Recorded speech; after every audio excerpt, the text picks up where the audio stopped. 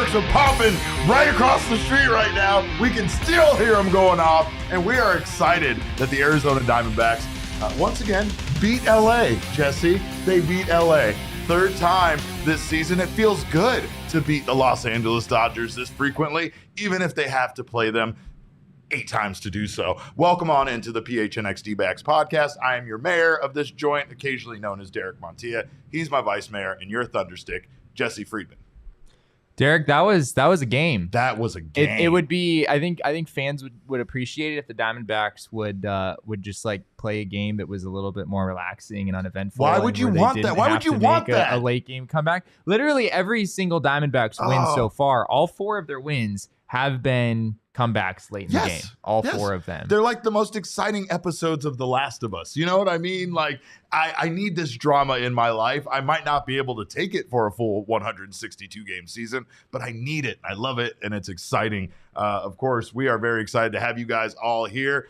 For so many of you guys that have already commented, welcome on in. And of course, we still don't know how the Diamondbacks win baseball games. Like, they seem to snatch the victory out of the jaws of defeat quite often, right? But yes, this just seems to be like today's game between Madison Bumgarner's kind of slow start a little bit, but he did get things back on track at times, and the continued lack of offense. It really didn't look like things were going in the Diamondbacks' direction early on. However, it didn't take long for Ketel to show what he could do. We saw Ketel at batting practice, and Ketel looked very dialed in, and of course he got that leadoff double and eventually scored. So it felt this one, even though it did feel hopeless with Madison Bumgarner on the mound. It just had a different kind of vibe to it the whole time. Diamondbacks were able to have some big offensive outputs and really put this game.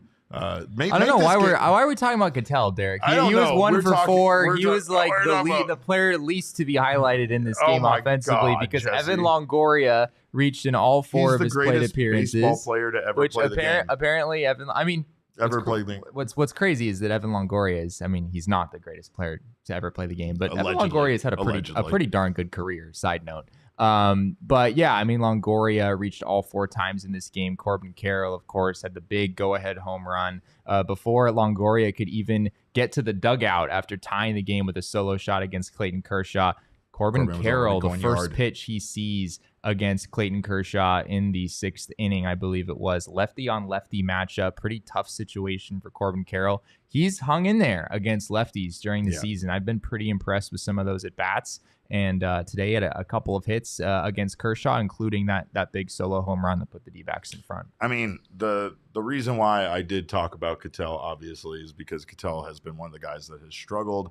It was good. It was a good start. And Madison Bumgarner, though, even with the good start, the Dodgers were able to answer back immediately. Madison Bumgarner just once again kind of looked like he was going to have another one of those outings. He had 6 walks, Derek. He had 6 walks. 3 runs, technically only 2 earned runs. So in some ways, the pass ball by Gabby Moreno. The pass ball by Gabby Moreno, I think, was the cause of that. But yeah, I mean, you got to give Bumgarner some credit for hanging in there and not letting some of these innings balloon on him. And he did get an assist from Drey Jameson in that 5th inning with the bases loaded and 2 outs. Jameson once again had a very, very strong outing out of the bullpen for the D-backs. And when it comes to the mound, that's really the story in this game, is that the Diamondbacks bullpen is good, has been outstanding. What? Is that right? I don't know.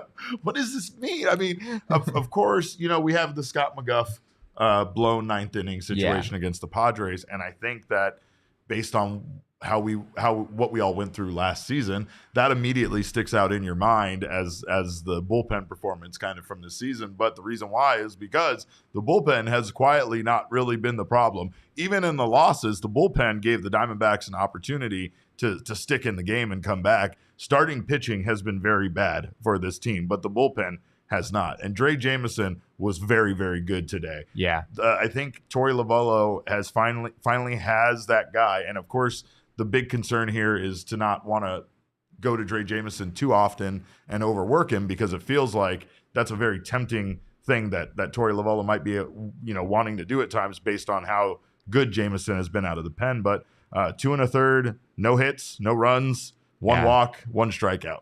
I mean, it was really good. It was really good. And I got to say, the other thing that came out of this game for me is Dre Jameson's a reliever. I'm just going to say it. If the D-backs want to make Dre Jameson a starter, it's kind of a weird path to do so at this point. He threw 38 pitches in his last game on Tuesday. He threw 26 pitches in this game on 2 days rest. Things are not trending in the direction of stretching out Dre Jameson. They're trending in the direction of kind of shrinking down his innings and making him available more frequently. And you can understand why. I mean, Dre Jameson, if the Diamondbacks don't bring him in to that 5th inning to get Mad Bum out of trouble and get those 2 key innings after that, this game looks different, right? Miguel Castro's been really good. Andrew Chafin's been really good. I don't know if the D-backs have, 2 other relievers that they necessarily feel comfortable with late in games. Dre Jameson, in almost all of the D-backs wins, Dre Jameson has pitched in 3 of the 4 games that the Diamondbacks have won. He's been vital. He's been absolutely vital in all of them, because the D-backs don't have 3, 4, 5 arms that you really feel good about in these close games. He's been there to bridge the gap, and he's been really, really darn good doing it, to the point that I don't know if the Diamondbacks could find a way to win some of these games if he wasn't in their bullpen. And I mean, even though that might be a problem, that might be not the worst problem to have. Dre Jameson, we talked to him. He's very accepting of this role. Yeah. He still seems, like we said on yesterday's episode, a bit confused about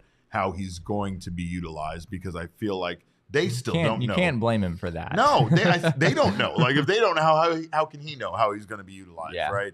I just think that he is a very consistent, gives them length, gives them a 2+ guy, which they don't really have in a lot of the other guys in the pen.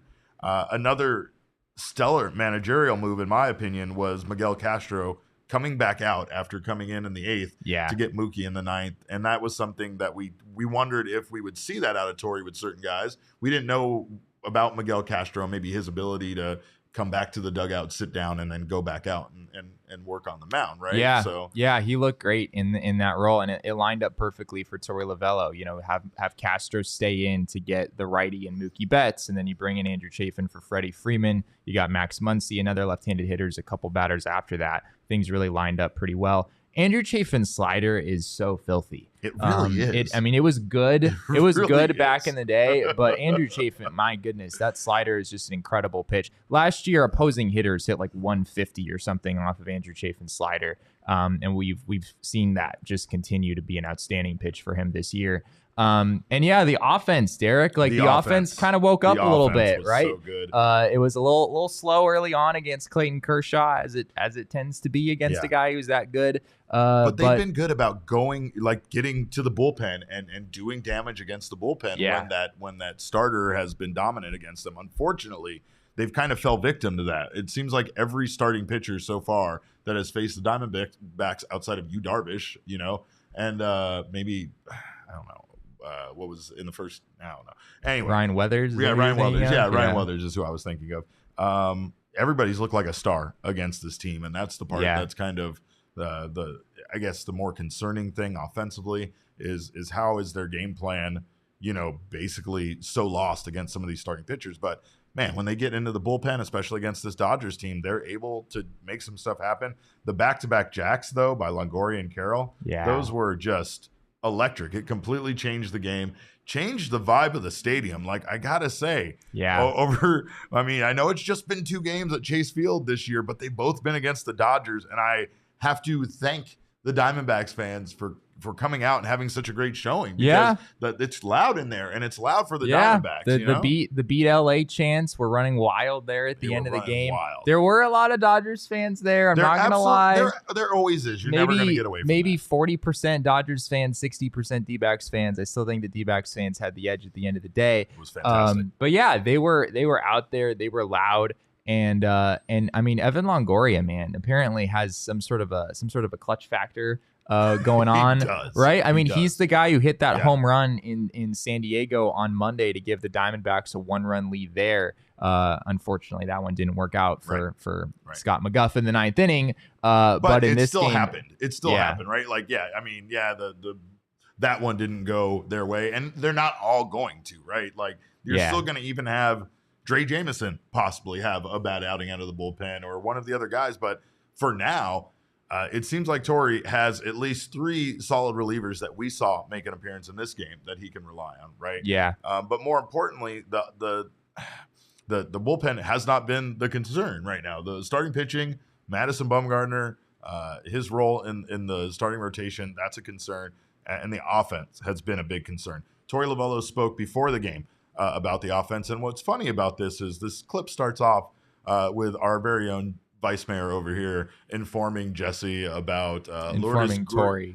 I informed Torey. I didn't inform myself. You informed yourself. Yeah. Jesse, I've already almost finished this one. Excuse me. But, Jesse informed Torey that Lourdes Gurriel doesn't have a great, was it OPS there in the month of April? Yeah, we were talking about Lourdes Gurriel Jr. pregame and how he hasn't generally started off very well. And, of course, he hasn't started off well for the D-backs this season. He was 0 for 3 with a walk today. He didn't necessarily have a great game either. But yeah, I brought up how Lourdes in March and April had a career OPS of 612 coming into this game. Not great. He's had a very streaky career. If you look through history of Lourdes Gurriel Jr. over with Toronto, he's had some very, very good months and some very, very bad months. Generally, those bad months start at the beginning of the year. But yeah, I talked with Torey about how Lourdes' numbers in March and April were not necessarily the best.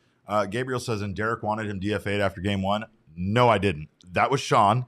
Is that Evan Longoria? Is that who we're talking about? We never doubted Evan Longoria for a second on this podcast. We never doubted him, and that's why Evan Longoria is our king snake of the game. But I was setting up our Torey clip. Can we see what Torey had to say? Because Jesse is informing Torey about things about his own players.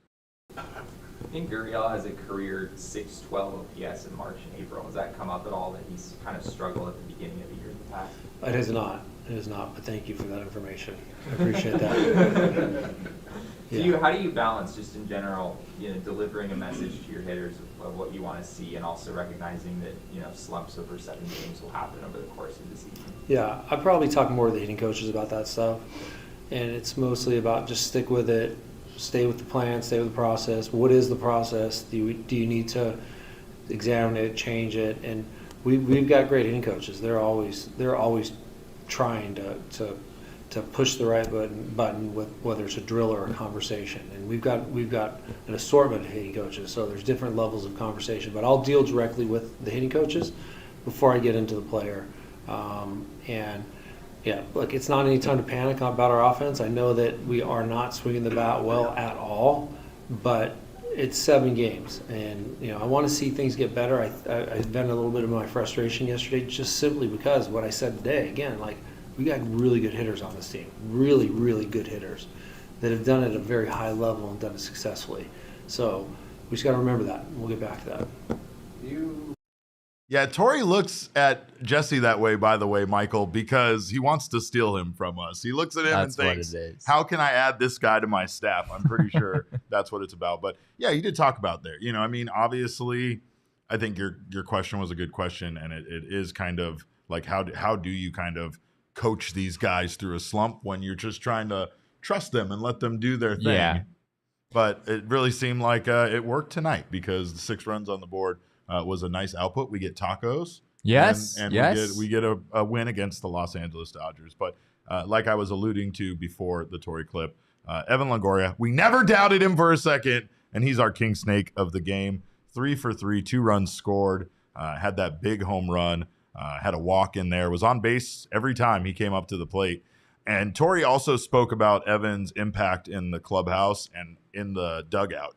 He said that every time Evan speaks about the game, he's so knowledgeable and he's so experienced that Torey finds himself leaning in and listening a little closer to what Evan has to say, because he just has so much knowledge to share. And again, we talked about that. 15th year, man. He's literally played 15 years in the big leagues. But it's like, you can't quantify how valuable that is to a team that's as young as this team is, right? Like, he didn't intend for him to come in here and be a mentor necessarily to these guys. I think that was part of it, right? I'm sure the D-backs definitely emphasized that they didn't just want him to be a mentor, though. Right. Like, they brought in Evan Longoria because they still thought he was a good baseball player. To play third player. base, right? Like, they weren't just bringing him in as like the wise old man to guide the youngins, right? But again, as he's proven, Evan Longoria is still a very good baseball player. Yeah, I mean, what we've learned so far about the 2023 Diamondbacks is their biggest strength as a team is the bullpen. Zach Davies is the best starting pitcher they have. He's their ace, obviously. And Evan Longoria and Geraldo Perdomo are their two most valuable position players. Just as that's what I've taken. That's what I've taken away so far. It up, right? I imagine some of those things might change over the next few months, but yeah, Longoria has been outstanding. The D-backs have used some kind of just straight platoons. It's been Nick Ahmed against every lefty. It's been Perdomo against every righty, I believe. And then at third base, same scenario. It's been Josh Rojas against every righty. It's been Evan Longoria against every lefty. We've also seen Torey Lovullo have a lot more regularity in the lineups. Yeah. Guys aren't being shifted around the lineups nearly as much as we've seen in past years. Torey's been more consistent with that. And I know that's something that he did intentionally. I don't know what that's necessarily contributed to the offense being good or not good, or it probably doesn't necessarily mean much. But yeah, I mean, when you put Evan Longoria in the lineup and have him face almost all lefties, the numbers from past years say that's going to be a pretty good thing. I mean, Longoria, even though he's not nearly the player that he once was last year with San Francisco, he had really good numbers against left-handed pitchers, and he held his own against righties as well. So I like what I'm seeing from the D-backs in terms of trying to get these guys in games and put them in positions to succeed.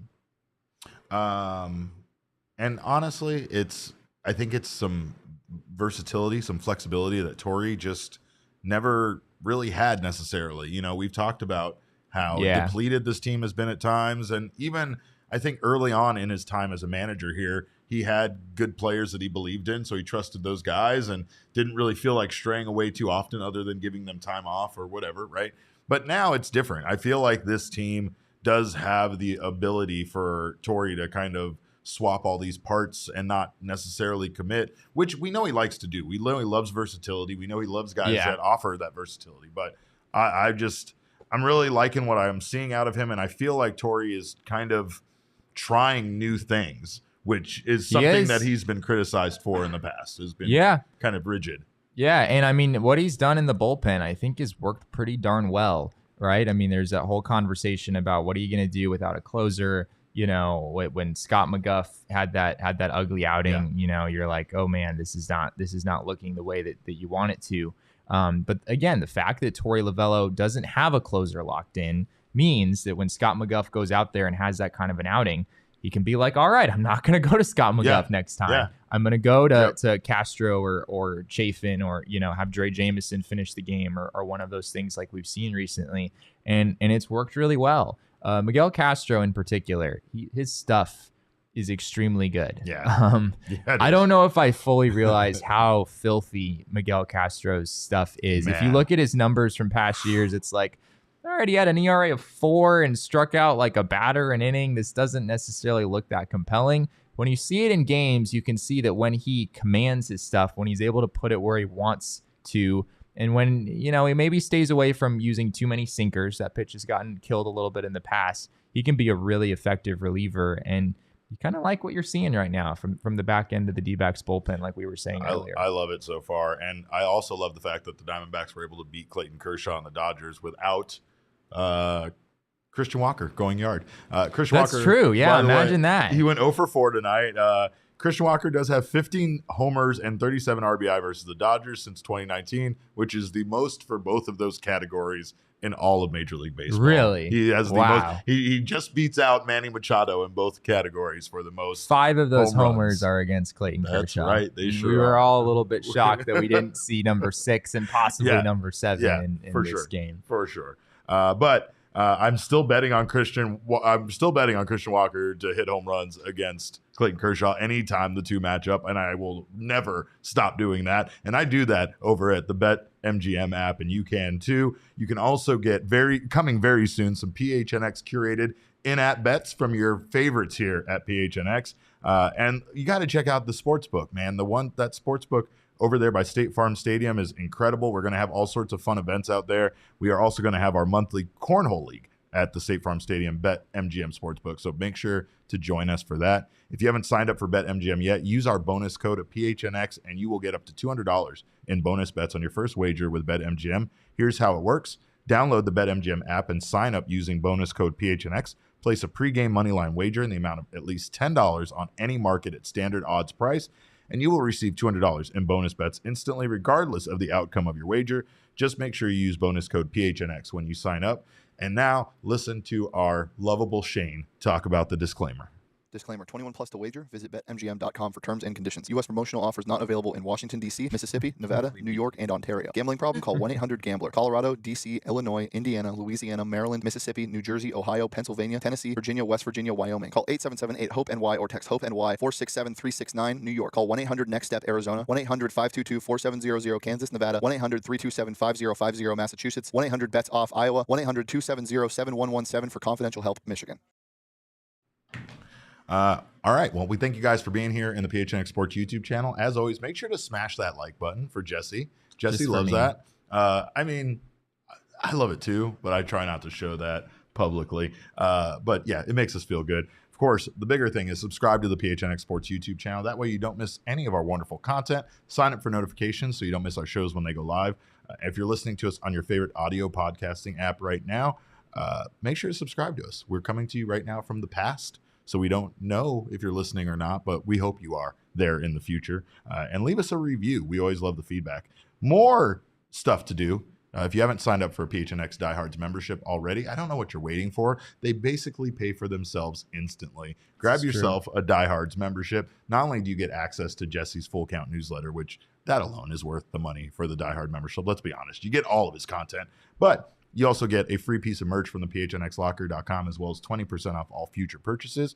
You get that free piece of merch every year you're a Diehard member. You also get access to our members-only Discord lounge. You get discounts with our partners, including Mountain Mike's, that gives you a $50 gift card when you sign up for a Diehard membership, as well as access to our members-only Discord lounge, our special member events, members-only merch, and so much more. So sign up today for a Diehard membership and join our PHNX family. We want you here more than we want Madison Bumgarner here, is basically what I'm saying. But Bumgarner did not have a terrible outing today. Okay, he's right. I'm just trying to sugarcoat it just a little bit. But 6 walks, not good. However, dating back maybe to the end of last season, before he was shut down, and his starts during spring and his first start this year, this outing didn't look so bad by comparison. He went 4 2/3, gave up 5 hits, 3 runs, 2 earned, like we said, due to the pass ball by Moreno. Still had 5 strikeouts, 6 walks. At times, he looked like Madison Bumgarner of old. I actually turned to Jesse and said, wow, that was a nice little 3-player run we had here. Sure. But that's the problem, right? Yeah. You're getting excited because he was able to, after walking the first batter of an inning, kind of get out of it without anybody else getting on. The bar has been set pretty low. It was very low bar. Yeah. Like, I couldn't believe that I was and also, like, you look a little bit deeper, and it feels like anytime Mad Bum has retired a few guys in a row, if you go back and look at it pitch by pitch, it's like, that one cutter or whatever was kind of left right over the middle of the plate, and he sort of just got away with it. Yeah. So yeah, Mad Bum just continues to be kind of the same pitcher that he was last year. His velo did tick up a little bit in this outing compared to his last one. Still not 91, 90. Yeah, I think he topped out around 91. I think his average tonight was about 90 compared to 89 in his first start of the season. He's still throwing that 88-mile-an-hour cutter that at times, if it's not located right, it's just a big old meatball. Yeah, the cutter is still probably his best pitch. He did get some whiffs on some 4-seamers that were, in some good spots. But the thing with Bumgarner is, at the very least, you expect a guy like Bumgarner to be able to throw strikes, right? Even if he's not blowing guys away. He's the kind of guy out of everyone in this rotation who needs to be in the strike zone. And you go out and walk 6 guys, it's really hard for him to stay competitive. Now, like I said earlier, you got to give credit where credit is due. The fact that he, got out of this only allowing 2 earned runs with an assist from Jay Jameson, that's nice. I mean, you'll take that. You like to see Mad Bum fighting out of some of those spots. Unlike his last outing, when it was pretty rough. He gave up 5 runs right in the first inning out of the gate. But on the whole, it still didn't look good. I mean, you can't give up 11 base runners in 4 2/3 innings and expect to only give up 2 or 3 runs with regularity. That's just not going to be sustainable. Mad Bum is going to have to be better than that if he wants to stay in this rotation. Also, I'm not sure if it's irony. It might be a bit ironic that the man who relieved him is essentially the guy that's getting passed up for the starting rotation and who is doing an excellent job right now. The guy that bailed him out of a bases-loaded jam and also came in and gave the Diamondbacks 2 more quality innings of work of no-hit baseball, is now kind of committed to being a reliever, and that's all due to the fact that the Diamondbacks don't have a place for him, and Madison Bumgarner is in the starting rotation. If we're being honest about it, we don't know how much longer the Diamondbacks leave Madison Bumgarner in the rotation. It's probably going to be for the rest of the year unless some injury or something occurs. I don't know if I agree with that. Really? I don't think. I'm going to say it right now. Here, let me just say this before you start. If he was any other pitcher besides Madison Bumgarner, we both know that he wouldn't stay in the starting rotation, right? Like if this was Dre Jameson, if this was Ryan Nelson, if this was Zach Davies, I would have a hard time believing that the Diamondbacks would continue to let him go out there and start. But because it's Bumgarner and because of incumbency and what he's done in his career, it feels like he's going to continue to get opportunities. I see where you're coming from, and I think that was the case last year, right? I mean, the D-backs wrote it out with Mad Bum despite what the numbers said up until the very end of the season when they were like, all right, take a break. Shut him down. Shut him down a couple weeks early, get some of these young guys some opportunity. But I don't think that's going to be the case here. I'm going to go ahead and say just my personal gut feeling. I would be a little bit surprised if Madison Bumgarner was in this rotation once we get to May. Once we get to May, once we get to the second month of the season, I don't think the leash is very long for Madison Bumgarner. Not because the D-backs don't want to see him succeed or don't believe that he could succeed. Sure. But at this point, I mean, you've seen, I want to say it's about 350 innings. It's one of those numbers, roughly, that Mad Bum has thrown in his Diamondbacks career. And he has an ERA of 5. Yeah. And he's not showing anything right now that shows that he's gotten better from what he's done so far. If anything, the numbers tell you that he's probably gotten a little bit worse. And the Diamondbacks at this point, they're not playing for 4th place, right? Mike Hazen, Ken Kendrick, the people leading this organization came out at the beginning of the year and said, success for us means buying at the trade deadline, right? Playing meaningful games late in the season. That's where they want to go. Torey Lovello's contract is on the line, right? Yeah. There are things at stake here. I don't think the Diamondbacks can afford another 70, 75 win season, at least in their own eyes. I don't think the leash can be very long considering all of those things, even though the D-backs aren't going to say it, right? They're not going to come out and say the leash is short for Bumgarner. But I wouldn't be surprised if in a few weeks, if these trends continue and Bumgarner continues to be shaky and, you know, walking 5 or 6 guys an outing or whatever it looks like, I think they might have to make a move. I want to believe in everything that you're saying, mostly because it makes the most sense. Yeah. You're going to pay Madison Bumgarner regardless. This is true. Whether he's good, whether he's bad, whether he's awful, whether he's injured, you're going to pay him. Yeah. So why sacrifice the success of this team if you don't think that he is going to give you a chance to win baseball games? I mean, I will say that at one point during this game, I turned to Jesse and just commented about how truly hard it must be to throw a pitch, have it move, make it go 95 miles an hour, and just get it inside of this little box. You know, pitching at a major league level is one of the most difficult things, I think, in sport, especially considering how all these analytics and everything has evolved the game, right? You can't just go out there and overpower a guy with a 98 mile per hour fastball. That shit ain't going to work. If they know where it's coming and it ain't moving, you're not going to find very much success with it. Yeah. Madison Bumgarner doesn't seem to have much left in the tank. It's not a shot at him. It's not that he hasn't tried. We have seen this man putting forth all the effort in the world, to be honest. And at times, it looks like he personally cares so much about this and wants to turn things around. It just isn't happening, right? So and that was the takeaway from his arm fatigue situation. Madison Bumgarner, after that happened, and Torey Lovello said the same thing. The problem was that Mad Bum went too hard between starts. And like in those couple weeks leading to the season, he also said over the offseason he probably overdid it. And I believe that. Yeah. We're in no way are we questioning Mad Bum's commitment. His commitment, his drive, his desire to get back to the pitcher that he once was. All those things are there, maybe to an excess. But it's just so abundantly clear with what you're seeing on the field right now that he's just not that guy. Yeah. And I think the D-backs, if the next option was, Humberto Castellanos or Humberto Mejia or Tyler Gilbert or, one of those depth. One of those depth starters that we've seen in the last few years, then maybe you're like, okay, let's ride it out with Mad Bum. We're going to have to pay him all this money. Let's see what we can get.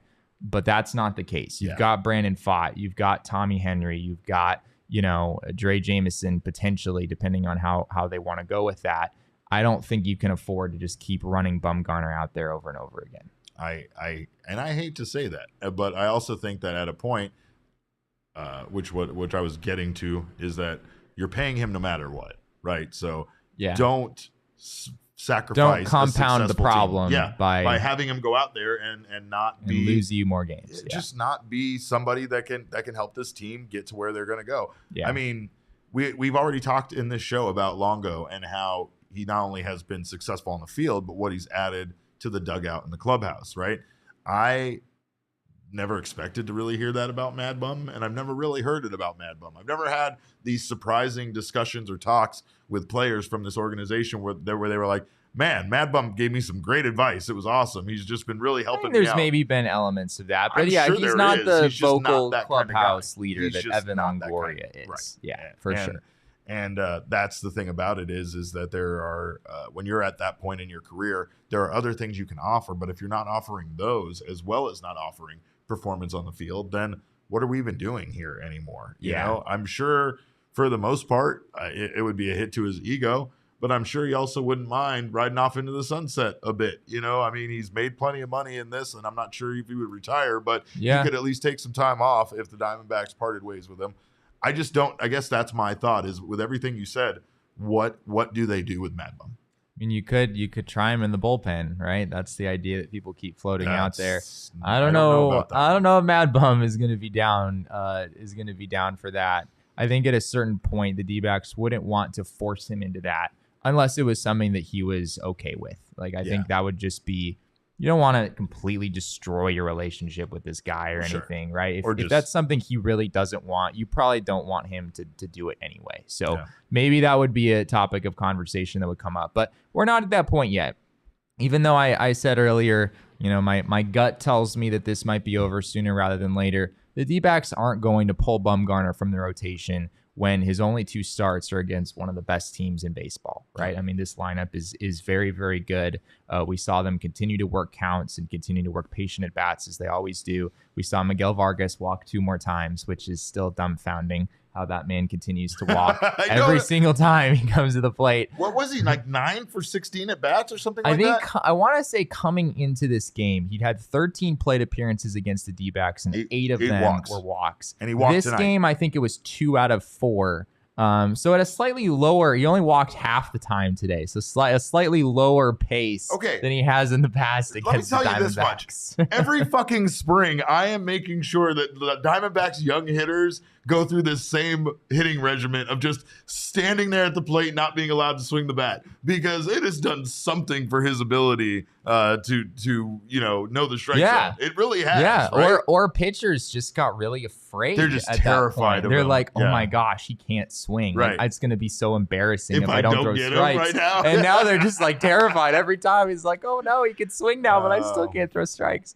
No, I think that will change at some point. Yeah. James Outman looks good though. Speaking of Dodgers youngsters, first home run off a left-hander. Yeah, he homered, hit his second home run against the D-backs in this game, and continues to look good. Corbin Carroll's got some competition for the Rookie of the Year award, even though he had a very nice game himself, as we talked about earlier. But James Outman, Jordan Walker's doing some big things for the St. Louis Cardinals. Miguel Vargas from these Dodgers, I'm sure, would be in that mix as well. What the fuck on? Did Corbin Carroll not hit a home run in this game, Jesse? He absolutely did. I'm just saying he's got company. That's what we're going to talk about. Our Rookie of the Year. I got money on him. Remember that. Let's not forget about that. We have a campaign to uphold. What's that? We have a campaign to uphold. We have a narrative that we need to absolutely drive do. Yeah, and that home. You know what I mean? That is Corb him. Corbin. We can't even be talking about other candidates. Yeah. I picked him to win the Rookie of the Year. That was my pick. I'm just saying there's some competition.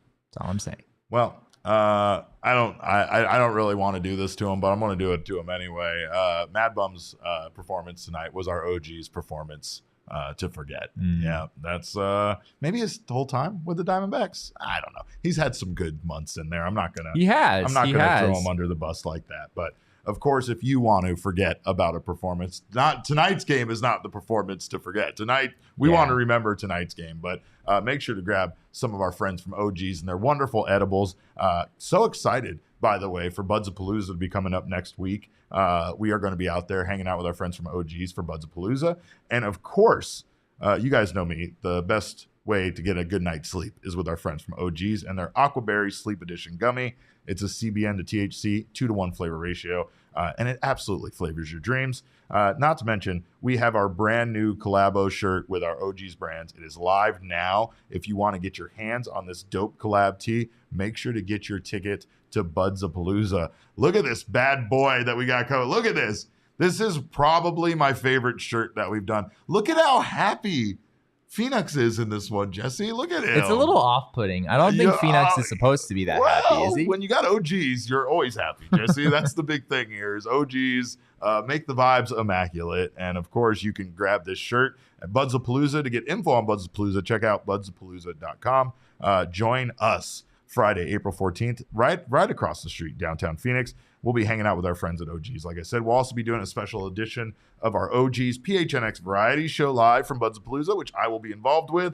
And that is where you can buy this special collabo shirt. Jesse won't go anywhere near a marijuana festival at all, but he does enjoy the stories that I bring back and tell him. I do. He loves my adventures. But also, if that's not your cup of tea, go grab some beers over at the Four Peaks 8th Street Pub. Our friends at Four Peaks are, of course, the local craft brewery of choice for us around here at PHNX. They have their tours that you can take of that 8th Street Pub. Their chicken tendies are wonderful. And honestly, I don't want them to hear me say this. They give you way too many.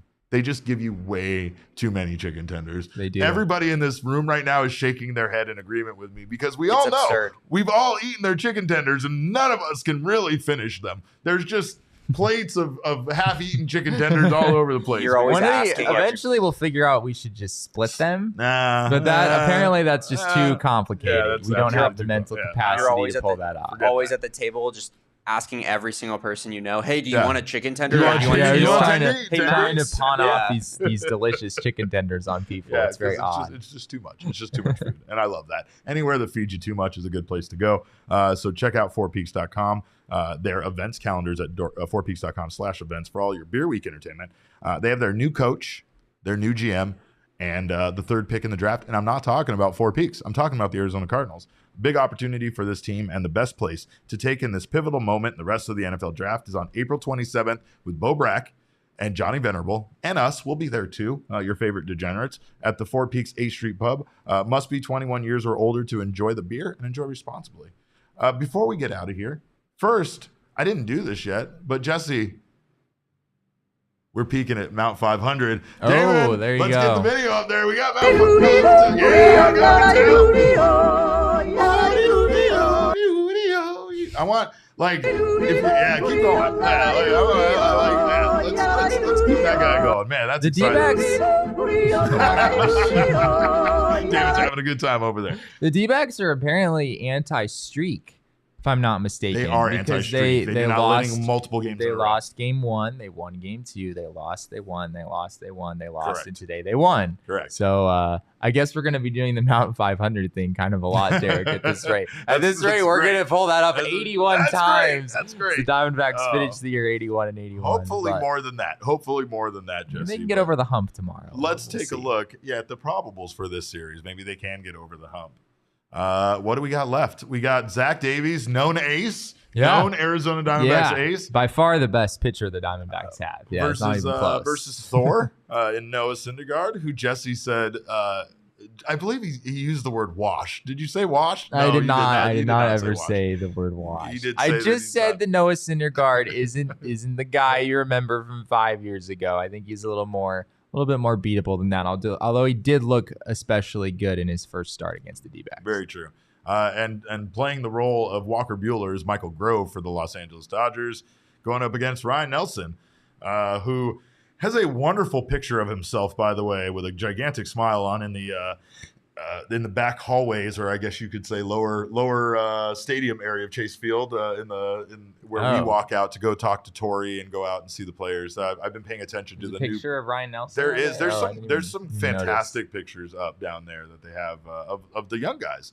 They also have all of their concerts as well down there. But yes, more importantly, Diamondbacks most likely are going to lose tomorrow and then win the next day. Is that how this works? I guess that's how it works. That's the pattern so that's far. How it works. But both of those feel like very winnable games, though. Yeah, Davies against Syndergaard. Both of those guys pitched really well the last time around. And then Michael Grove I think is certainly hittable. Ryan Nelson is, I think had a decent outing in his first start of the year against the Padres. Is thrown against the Dodgers, had some success against them in the past already. So both of those games are totally winnable. You're not staring down a Kershaw Bumgarner or something. Like we said on yesterday's show, you kind of feel like you're stealing a game if you win the Bumgarner Kershaw matchup, and that's exactly what the Diamondbacks did today.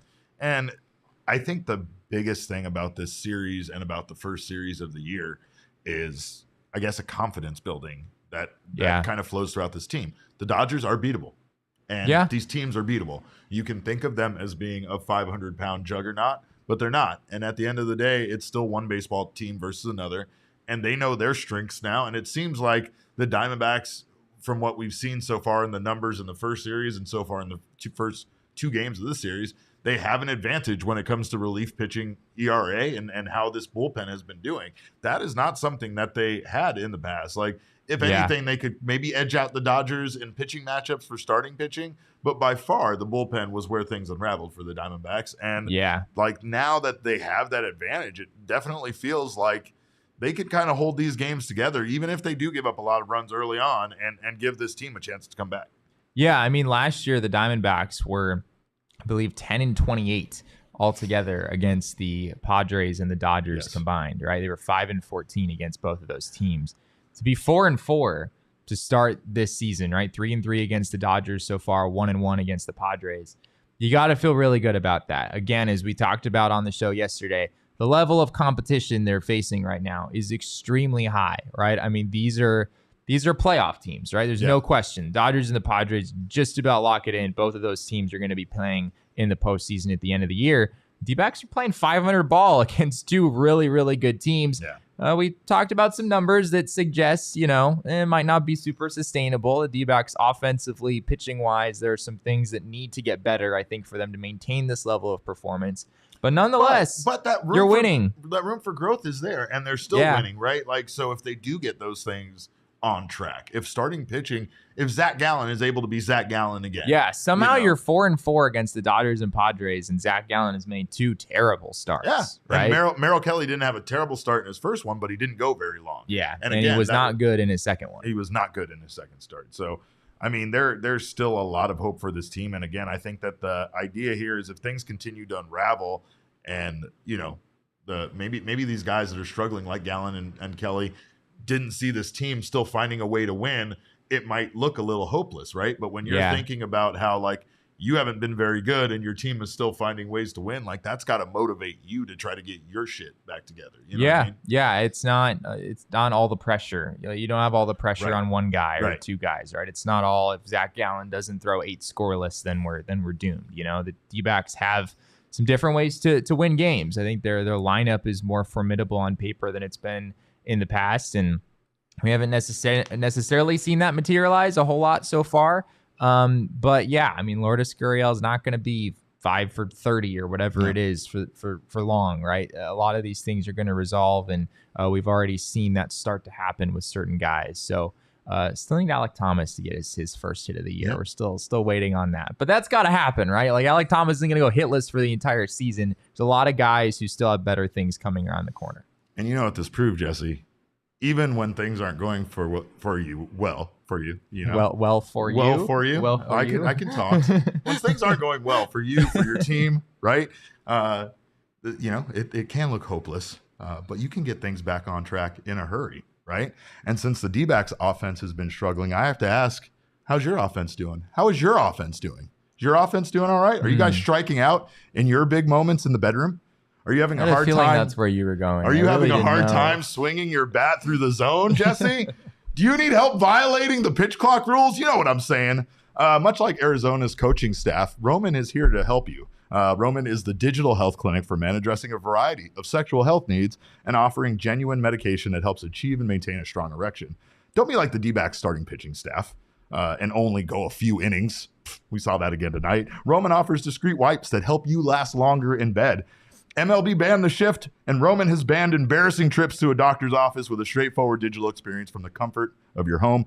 If medication or testing is appropriate, Roman will send it directly to your door. Everything arrives in discreet packaging.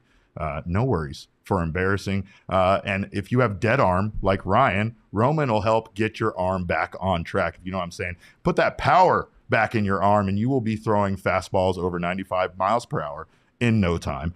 To learn more about how you can achieve your personal sexual health goals, go to ro.co/PHNX to get 20% off your entire first order. That's ro.co/PHNX. No, Jesse's fine. He's fine. I promise you guys that. But speaking of getting more furniture is where you need to buy furniture for your home. By the way, I have to tell everybody, again, Jesse wants everyone to know he doesn't have a home filled with Chase lounges. In fact, we've been lying this whole time. He doesn't have a single Chase lounge in his house. No, but it is aggravating. I do love them.